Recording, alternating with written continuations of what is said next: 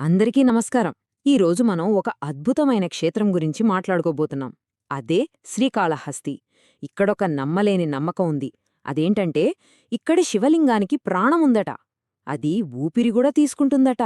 ఇంతకీ ఆ నమ్మకం వెనుకున్న అసలు కదేంటో చూద్దామా? ఒక రాయి ప్రాణంతో ఉండగలదా? వినడానికి వింతగా ఉంది కదూ. కాని దక్షిణ భారతదేశంలో ఉన్న ఈ అద్భుతమైన దేవాలయానికి భక్తుల్ని, సందర్శకుల్ని లాగేది ఇదే మిస్ట్రీ. ఒక శివలింగం నిజంగా శ్వాస తీసుకోగలదా? ఈ ఒక్క ప్రశ్నే ఈ గుడి కీర్తికి పునాది వేసింది. అవును, ఇక్కడి మెయిన్ బిలీఫ్ ఇదే.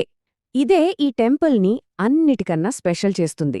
గర్భగుడిలో ఎప్పుడూ వెలుగుతూ ఉండే దీపాలుంటాయి కదా, అవి గాలికి కదులుతున్నాయనుకుంటే పొరపాటే.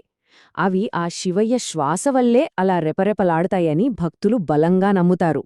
మరి అసలు ఈ శ్వాసించే లింగం అనే కాన్సెప్ట్ ఎక్కడ్నుంచొచ్చింది? ఈ అద్భుతమైన నమ్మకం వెనుకున్న పురాణ కథేంటో ఒకసారి చూద్దాం. శ్రీకాళహస్తిలో ఉండే శివలింగాన్ని వాయులింగం అని పిలుస్తారు. వాయువు అంటే ఏంటి? గాలి. సో ఈ లింగం పంచభూతాల్లో ఒకటైన గాలికి రూపమనమాట. ఇదెవరూ చెక్కింది కాదు, స్వయంగా వెలిసిన లింగమని పురాణాలు చెబుతున్నాయి. అందుకే దీనికింత స్పెషాలిటీ. పురాణాల ప్రకారం చూస్తే ఒకప్పుడు వాయుదేవుడు, గాలిదేవుడన్మాట. ఆయన కర్పూరంతో చేసిన ఒక లింగాన్ని పెట్టి ఘోరమైన తపస్సు చేశాడట. ఆయన భక్తికి శివుడు మెచ్చుకుని ఆ కర్పూర లింగమే వాయులింగంగా ప్రసిద్ధి చెంది అందరూ పూజించేలా వరమిచ్చాడని కథ. అయితే శ్రీకాళహస్తి కేవలం గాలికి సంబంధించిన గుడి మాత్రమే కాదు. దాని ప్రాముఖ్యత ఇంకా చాలా పెద్దది. మన విశ్వంలో ఉన్న పంచభూతాలకు ప్రతీకగా ఉండే 5 పవిత్ర స్థలాల్లో ఇదొకటి. ఈ 5 గుళ్లను కలిపి పంచభూత స్థలాలు అంటారు. అంటే మన సృష్టికి మూలమైన భూమి, నీరు, అగ్ని, వాయువు, ఆకాశం, ఈ 5 ఎలిమెంట్స్ రూపంలో శివుడు స్వయంగా వెలసిన అద్భుతమైన క్షేత్రాలివి. చూడండి, ఈ 5 ఎలిమెంట్స్, వాటికి సంబంధించిన టెంపుల్స్ అన్నీ ఒకదానికొకటి కనెక్ట్ అయ్యుంటాయి. భూమికి ఏకాంబరేశ్వరం, నీటికి జంబుకేశ్వరం, అగ్నికి అరుణాచలేశ్వరం, ఆకాశానికి చిదంబరేశ్వరం. ఇక వీటన్నింటిలో గాలికి రిప్రజెంటేషన్ మన శ్రీకాళహస్తీశ్వరం. ఈ 5 క్షేత్రాల మధ్య ఉన్న ఈ కనెక్షనే ఈ ఆలయానికి ఒక యూనివర్సల్ ఇంపార్టెన్స్ ఇస్తుంది. ఓకే, ఇప్పుడు ఈ గుడి పేరు వెనుకున్న కథేంటో చూద్దాం. ఈ పేరు ఊరికే పెట్టలేదు, దాని వెనుక ఒక పవర్ఫుల్ స్టోరీ ఉంది. శ్రీకాళహస్తి ఈ పేరుని విడదీస్తే 3 పదాలు వస్తాయి. శ్రీ అంటే సాలీడు, కాళ అంటే పాము, హస్తి అంటే ఏనుగు. ఆశ్చర్యంగా ఉంది కదూ. ఈ 3 జీవులకు ఈ గుడికి విడదీయలేని బంధముంది. ఒక సాలీడు, ఒక పాము, ఒక ఏనుగు. ఈ 3 ప్రాణులు వేర్వేరు రూపాల్లో ఉన్నా వాటి భక్తి మాత్రం ఒకటే. వాటి అపారమైన భక్తితో శివుడిని మెప్పించి మోక్షం పొందాయి. వాటి భక్తికి గుర్తుగా ఆ 3 పేర్లనే కలిపి ఇక్కడి స్వామికి శ్రీకాళహస్తీశ్వరుడు అని పేరు పెట్టారు. భక్తి ఎంత స్ట్రాంగ్ అంటే దేవుడి కోసం కళ్లనే పీకి ఇచ్చేంత. అవును, ఈ ఆలయంతో ముడిపడి ఉన్న అత్యంత ఫేమస్ భక్తి కథకు ఈ ఒక్క వాక్యం చాలు. మనిషికి మించిన విశ్వాసానికి ఇదొక నిదర్శనం. కన్నప్ప కథ. ఇది భక్తికి ఒక పీక్ స్టేజ్ అని చెప్పొచ్చు. కన్నప్ప అనే ఒక వేటగాడు శివలింగాన్ని పూజించడం మొదలుపెట్టాడు. అతని భక్తిని టెస్ట్ చేద్దామని శివుడు లింగం యొక్క ఒక కంటినుంచి రక్తమొచ్చేలా చేశాడు. అది చూసి కన్నప్ప తట్టుకోలేకపోయాడు. ఏమాత్రం ఆలోచించకుండా తన కన్ను పీకి స్వామికి పెట్టేశాడు. వెంటనే రెండో కంటినుంచి రక్తం కారడం స్టార్టయింది.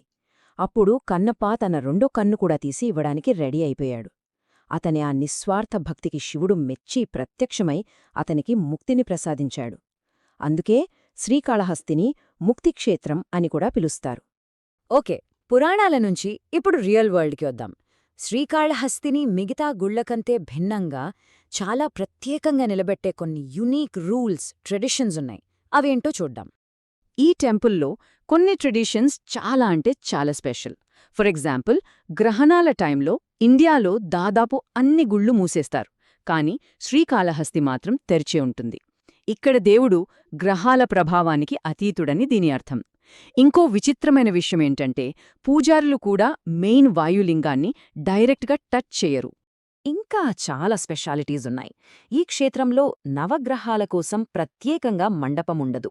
అంతేకాదు భక్తుడైన కన్నప్పకు కొండపైన గుడి ఉంటే దేవుడైన శివుడికి కొండ కింద గుడి ఉంది. ఇక్కడ జరిగే బ్రహ్మోత్సవాల్లో ఫస్ట్ పూజ కూడా కన్నప్పకే చేస్తారు. అందుకే ఈ క్షేత్రం రాహుకేతు శాంతి పూజలకు అంత ఫేమస్ అయింది.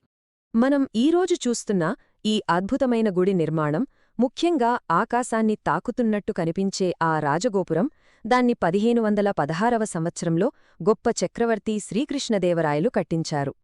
సరే, ఇప్పుడిదాకా మనం పురాణాలు, ప్రత్యేకమైన సంప్రదాయాలు, భక్తికథలు ఇవన్నీ చూసేం కదా.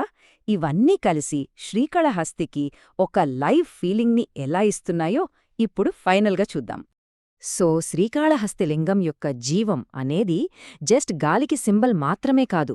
అది వాయుదేవుడి తపస్సు, ఆ సాలీడు, పాము, ఏనుగుల అచంచల భక్తి, కన్నప్ప ఆత్మార్పణ, ఇంకా కొన్ని వందలేళ్లుగా కంటిన్యూ అవుతున్న స్పెషల్ ట్రెడిషన్స్, వీటన్నింటి కలయిక అన్మాట. ఇవన్నీ కలిసే ఈ క్షేత్రాన్ని సజీవంగా నిలబెడుతున్నాయి. చివరగా ఒక ప్రశ్నతో ముగిద్దాం. ఆలోచించండి, ఒక పవిత్ర స్థలానికి అసలైన పవర్ ఎక్కడినుంచి వస్తుంది?